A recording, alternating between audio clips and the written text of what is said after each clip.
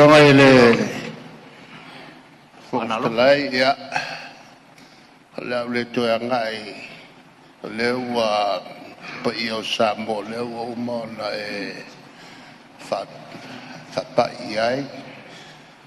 wa luma foi le tua le tato talo fa stai on ta upule o te fie Tuilaepa lo fiona al fontalai fa sinu tonua ele mato lafo teu uma voi on la tuilatu ele mato lafo teu Malielegaoi fionga te tere tu ngai taua le vanga le tona ese taimi ona tato o atu le tulanga le taua le vanga le ona o le wa faitau le tali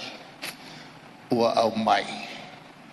ele pe un sauno iai le fionga ele mai tai pale mia iai teuteunga tamai teuteunga ala le winga la ala teuteunga le wa mai e wi ina fa pea o tamai teuteunga ala mai to faitau o magwa ke le me yo wa fiai le la un te fa pea kwai e mātou te re talia te unga ia na mai. Mai e tau hoi la wa tau li mai na e lau fionga. Ia le mātou tusi e whaai lo atu. E te tau an la te wha solo muri mai tua. Ia le mātou te unga on lo leo ngā tasi. Le mātou wha moi e wha maruru atu. Ele vai na to tele o le teu ngole na mai na po o le val po ele tar fengai mal mato foi vai ele o tasi mal mato tau fina batu lo no vinga e mato tele la molina ele la fole o fatu mai la uli mal la to mai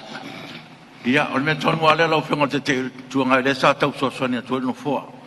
ona le tatou te laasia le vaega tonu ai o teuteunga o le foi ua o mai nei le taliaina e le lafo itu o le suiga lea no tou tapenaina mai